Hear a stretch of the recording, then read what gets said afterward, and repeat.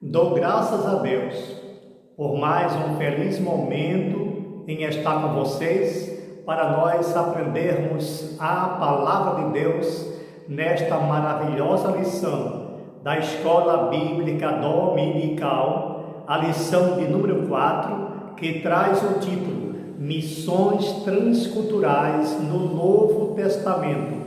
Esta lição será abordada de forma presencial no dia 22 de outubro de 2023, por todas as igrejas das Assembleias de Deus no Brasil, vinculadas à CGADB e também às demais denominações e ministérios no Brasil e no exterior, que adquirem esta revista da CPAD. Amados, estamos diante de uma lição muito importante, muito rica, que servirá para a nossa edificação espiritual, para o nosso melhor conhecimento. Esta lição, ela tem por texto bíblico básico o que está lá em Isaías, capítulo 61, versículo de 1 a 2, e também Lucas, capítulo 4, versículos 17 a 20.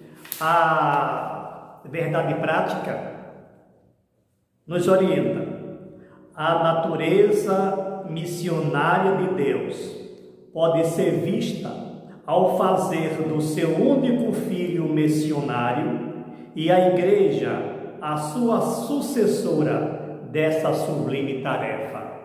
O texto áudio da lição, que é o nosso texto de ouro, está justamente no versículo de ouro da Bíblia, o versículo central da Bíblia, que é João 3,16, o texto mais conhecido de todos, o texto mais contundente, o texto mais sublime, a palavra-chave, ou seja, o versículo-chave de toda a Bíblia, está justamente aí, que diz: porque Deus amou o mundo de tal maneira que deu seu Filho unigênito, para que todo aquele que nele crê não pereça, mas tenha a vida eterna. Como o pecado foi universal, então foi preciso que existisse também um evangelho universal. Deus resolveu salvar toda criatura, independente da sua nacionalidade, da sua origem. A queda do homem foi um desastre no universo. A queda do homem mexeu com as estruturas do universo, mas Deus, Ele providenciou um escape, Ele providenciou um socorro do Deus de uma visão missionária. Ele foi capaz de nos alcançar pela sua misericórdia. E essa tarefa foi atribuída para Israel, o qual, como já falamos anteriormente, ele fracassou nessa missão, mas Deus, ele foi o grande missionário do universo, de todo o mundo, o Espírito senso de missões de Deus. Ele queria era salvar o povo perdido. Ele queria era salvar a humanidade. No Velho Testamento, houve trabalhos missionários, conforme nós estudamos na lição passada, missões transculturais no Velho Testamento, e também estudamos na lição 1, na lição 2, sobre esse fato. Deus queria resgatar a raça humana e missionários no Velho Testamento apareceram. Foi o caso do próprio Noé. Aliás, o próprio Abraão, ele foi chamado por Deus para uma missão. Noé, ele teve a incumbência de transmitir o amor de Deus àquele povo na época. O povo rejeitou, mas a mensagem ficou. Os profetas, os patriarcas, eles se encarregaram de fazer o Deus de Israel conhecido entre todas as pessoas, entre todas as nações. E finalmente, como diz o próprio Senhor Jesus Cristo, que ele foi enviado por Deus para transmitir as boas novas. Nós lemos aqui em Isaías capítulo 61, que diz: o Espírito do Senhor Jeová está sobre mim, porque o Senhor me ungiu para pregar boas novas aos mansos, enviou-me a restaurar os contritos de coração, a proclamar liberdade aos cativos e a abertura de prisões aos presos. Que palavras lindas! A mensagem do profeta Isaías, inspirado por Deus, o profeta messiânico. Então a lição, que está dividida em 3 tópicos. O primeiro diz: o Deus missionário revelado no Novo Testamento. O segundo tópico: missões nos Evangelhos e em Atos dos Apóstolos. E o terceiro: a missão cumprida nas cartas e no Apocalipse. Quando nós observamos o tópico 1, que diz: a Bíblia mostra um Deus missionário, lá desde Gênesis, como está aqui escrito, Gênesis ao Apocalipse é um livro eminentemente missionário, porque a sua inspiração emana de um Deus missionário, aquele que envia. Assim como o Pai me enviou, eu também vos envio. Esta foi a mensagem do Senhor Jesus Cristo. Está lá em João, capítulo 20, versículo 21. E também o próprio João 3,16, que nós acabamos de recitar. No Antigo Testamento, Israel foi incumbido de fazer isso, como já falei anteriormente. Todavia, a partir do Novo Testamento, Deus passou a usar a igreja para cumprir esse propósito, mostrando ao mundo o seu grande e sublime amor. Foi a igreja, fomos nós, encarregados de transmitir as boas novas. Cada crente precisa ser um missionário em potencial. O subitem 2, uma perspectiva missionária do Novo Testamento, diz aqui o texto: o ensino do Novo Testamento é totalmente missionário. Pelo fato de o povo de Israel ter falhado no seu propósito missionário, Deus organizou um novo povo, a Igreja de Cristo, para que ela levasse à frente o propósito universal de Deus em redimir o ser humano. Por isso que o nosso Senhor, o Filho único de Deus, foi enviado ao mundo, fazendo-se assim o missionário por excelência. Não por acaso, o missionário escocês David Livingstone disse: Deus tinha um único filho e fez dele um missionário. E eu costumo dizer sempre: uma igreja que não evangeliza, ela não pode ser chamada de evangélica. É esta a missão da igreja, é pregar o evangelho. Os 4 evangelhos, ele tem justamente a missão missionária. O Senhor Jesus levou a mensagem dos céus, ou trouxe a mensagem dos céus a toda criatura. E enfaticamente ele nos diz: assim como o Pai me enviou, eu vos envio a vós. Isso não foi um pedido, isso foi uma determinação, isto foi uma ordem. A forma imperativa, eu vos envio, precisa ser observada e cumprida pela igreja da atualidade. O subitem 2, missões nos Evangelhos e em Atos dos Apóstolos. De acordo com os evangelhos, Jesus é o enviado de Deus para salvar e tornar o seu povo uma agência missionária. Seu ministério foi marcado inteiramente por ações missionárias, demonstrando muito amor, compaixão, enquanto anunciava a mensagem de salvação para todas as pessoas. Nós vimos isso lá em Isaías 61, os versículos 1 e 2. Essa natureza missionária pode ser vista também na formação dos evangelhos, à medida que eles foram produzidos sob a inspiração do Espírito Santo, para que as pessoas pudessem conhecer o Senhor Jesus. Não por acaso, cada um dos evangelhos é concluído com um mandato da grande comissão.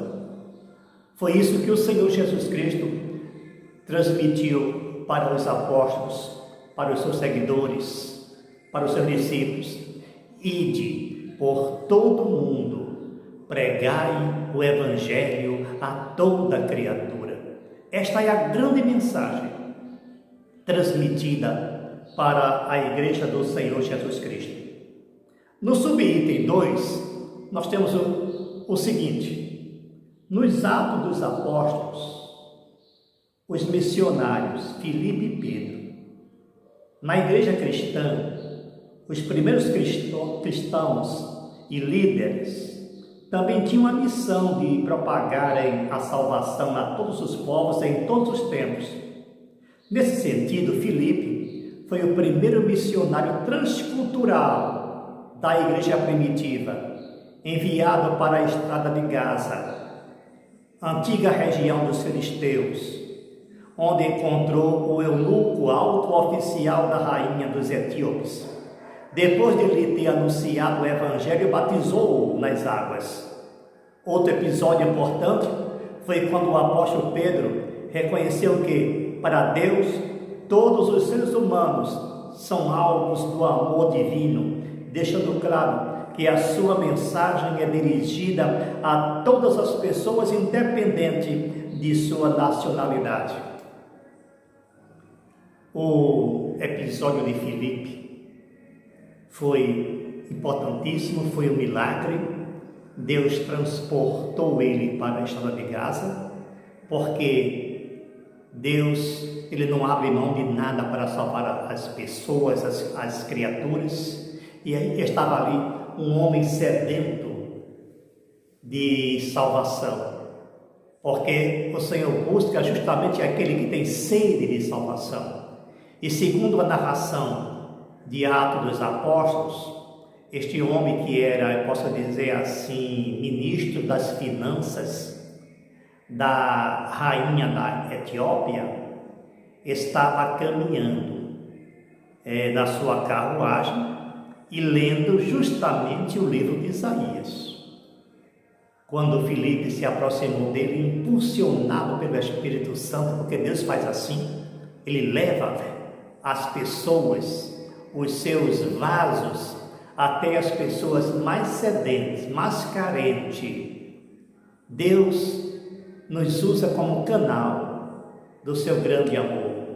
Então, aproximando-se daquele ilustre viajante, e Filipe viu que ele estava lendo justamente o livro do profeta Isaías, e ele iniciou a conversa fazendo a indagação: entendes o que lês?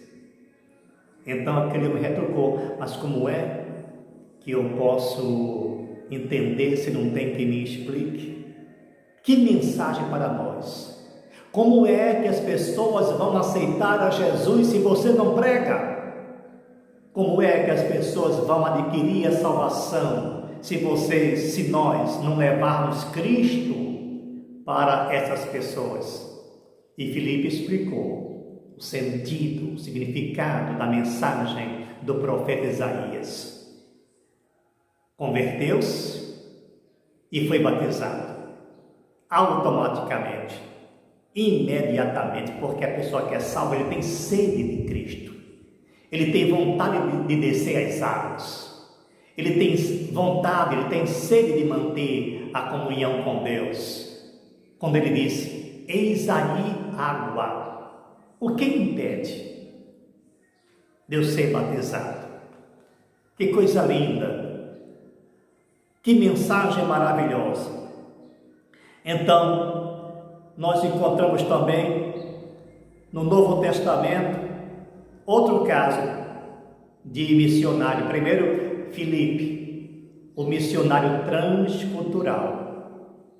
E depois, conforme está aqui no item 3, nos Atos dos Apóstolos, os missionários Paulo e Barnabé.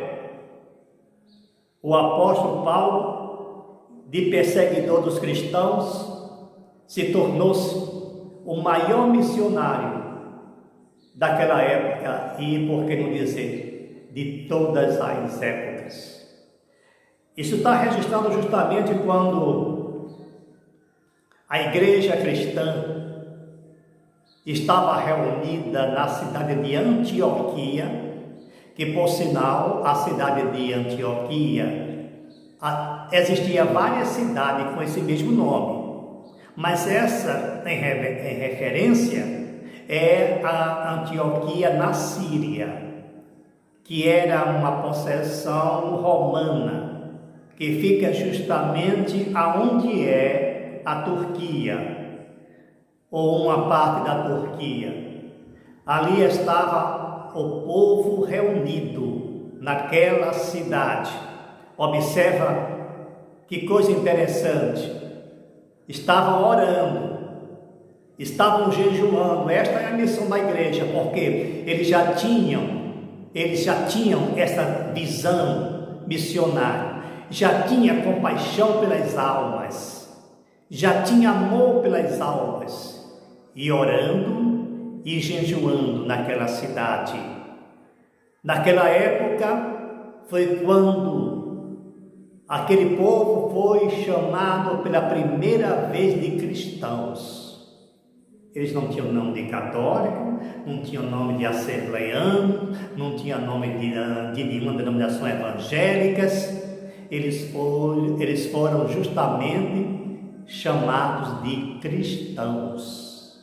Então, todas as pessoas que seguem a Cristo têm esse adjetivo, têm essa qualificação. Cristão é todo aquele que segue a Cristo.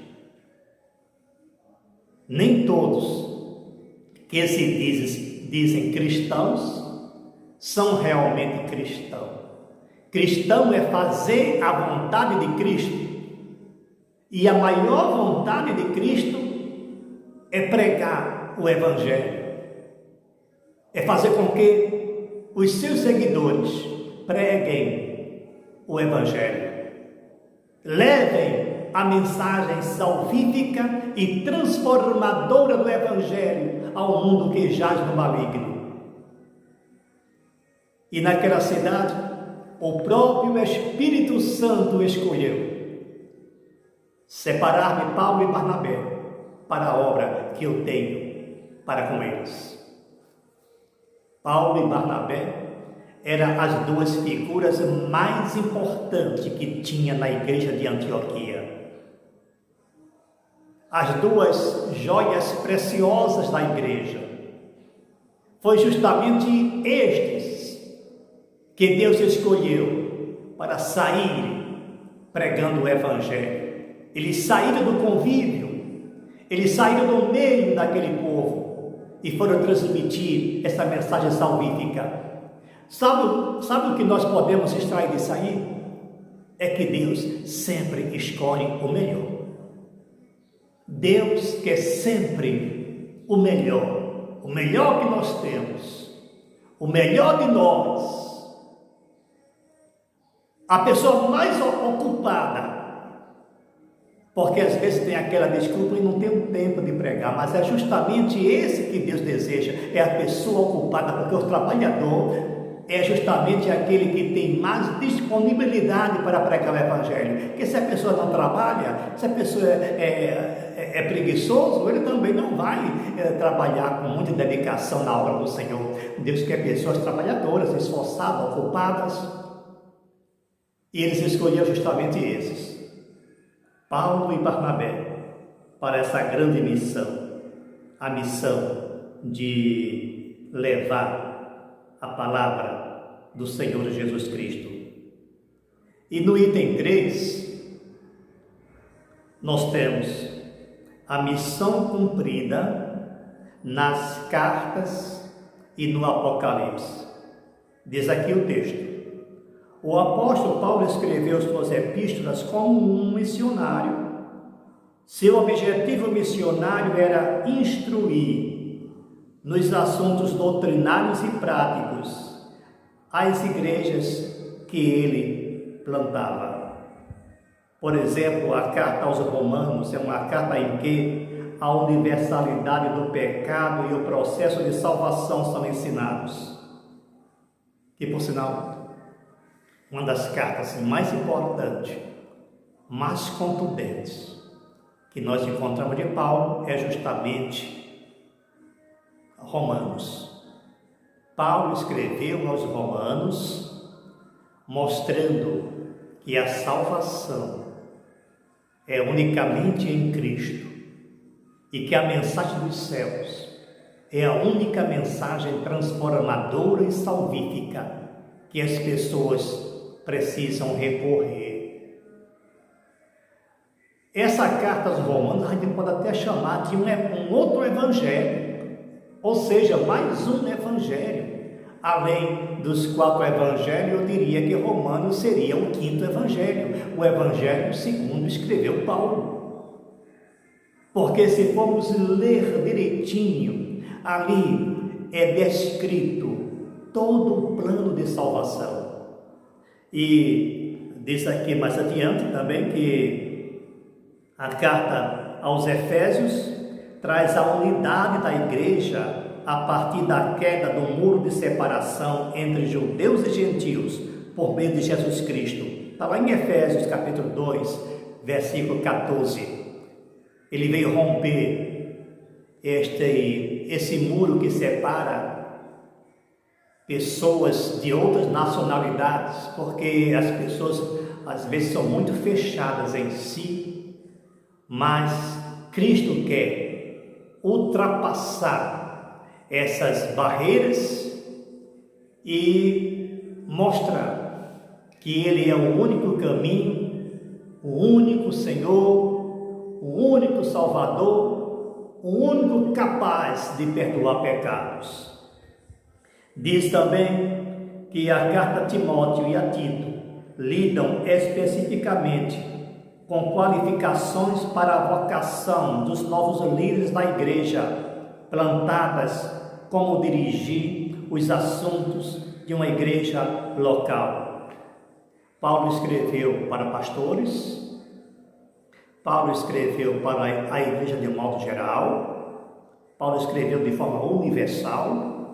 E quando ele escrevia para pastores, ele ensinava justamente como a liderança, como o líder deveria se comportar diante do público, diante dos necessitados, diante da igreja.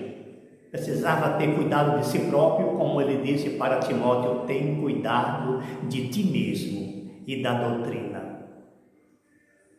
E era preciso que aquelas pessoas que lideravam a igreja tivessem pleno conhecimento de como lidar com o público, de como lidar com as pessoas. Por isso que ele ensinou a como tratar as crianças, a como tratar as mulheres jovens, a como tratar as mulheres idosas, a como tratar os homens idosos. Uma verdadeira aula de liderança, de psicologia pastoral àquelas pessoas que estavam trabalhando na igreja. Quando ele escreveu a Timóteo, escreveu para Tito, então ele sempre dava o roteiro do comportamento daquelas pessoas.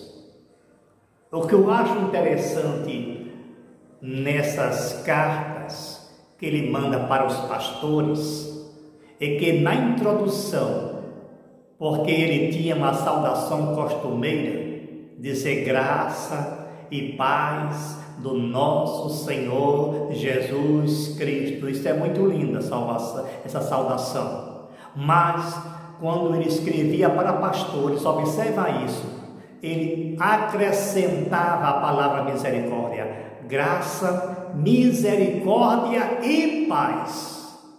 Isto tem um grande significado. Primeiro ele se identificava, dizendo que ele era apóstolo, chamado por Deus, Paulo, servo do Senhor Jesus Cristo, chamado para ser apóstolo. E apóstolo é o mesmo que enviado, é o mesmo que missionário. Então vamos observar essa introdução lindíssima de Paulo. Primeiro ele diz Paulo, servo. Lá no original grego, a palavra é doulos. Doulos literalmente significa escravo. E Paulo sabia muito bem porque estava dizendo aquilo. O escravo era dependente 100% do seu senhor. O escravo não tinha vontade própria. O escravo não tinha nem direito sobre a sua própria vida. Quem tinha era o seu senhor. Então, ele se considerava escravo do Senhor Jesus Cristo, porque quem mandava nele era Jesus. A vida dele estava nas mãos de Jesus.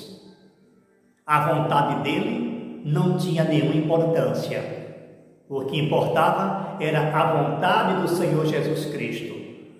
Será que nós temos também essa mesma visão do apóstolo Paulo? E quando ele diz apóstolo, é porque ele se considerava um missionário. Será que nós estamos também nos considerando missionário do Senhor Jesus Cristo?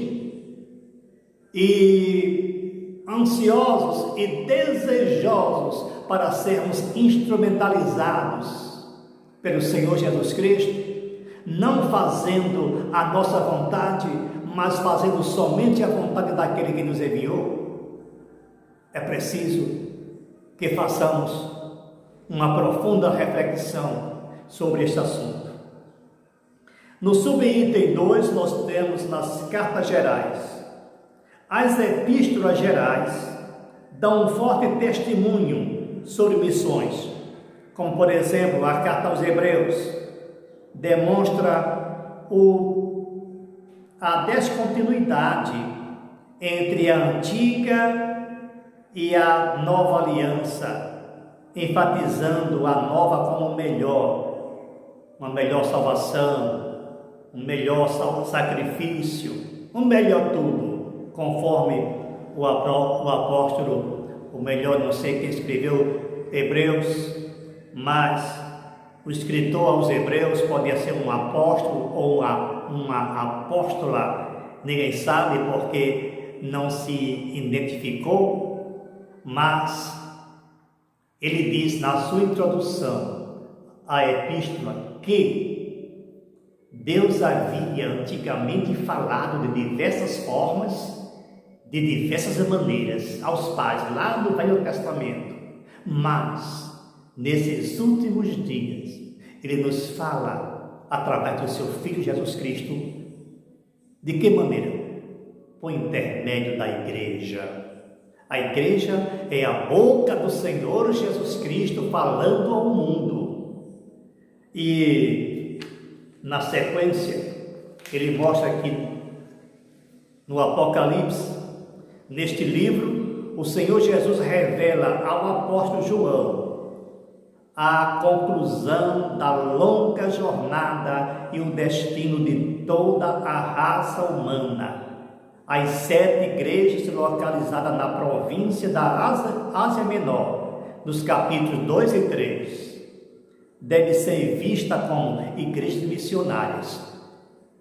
Se nós lermos cuidadosamente os capítulos 2 e 3 de Apocalipse, quando ele enfatiza.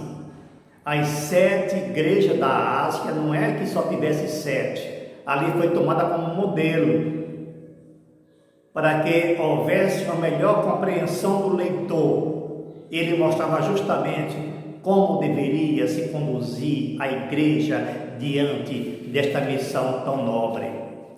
Então, o livro de Atos dos Apóstolos, ele mostra uma igreja missionária, a continuidade do que o Senhor Jesus Cristo fez. O interessante é que se nós lermos com bastante atenção o livro de Atos dos Apóstolos, nós observamos uma introdução de Lucas nesta carta, neste livro, mas Atos dos Apóstolos não tem conclusão. O que isso nos chama a atenção é porque o trabalho continua. O trabalho continua até o dia da volta do Senhor Jesus Cristo. Que o Senhor Deus nos abençoe e que sua grande e rica palavra possa servir de base para as nossas vidas. Não se esqueça de compartilhar esse vídeo. Se você chegou até aqui, até o finalzinho, espero que você tenha acompanhado desde o início e ter chegado aqui. Então você dá o seu like, se inscreve no canal se ainda não o fez e compartilha para que mais gente possa ter o privilégio de ser agraciado com a palavra de Deus. Muito obrigado. Até a próxima lição.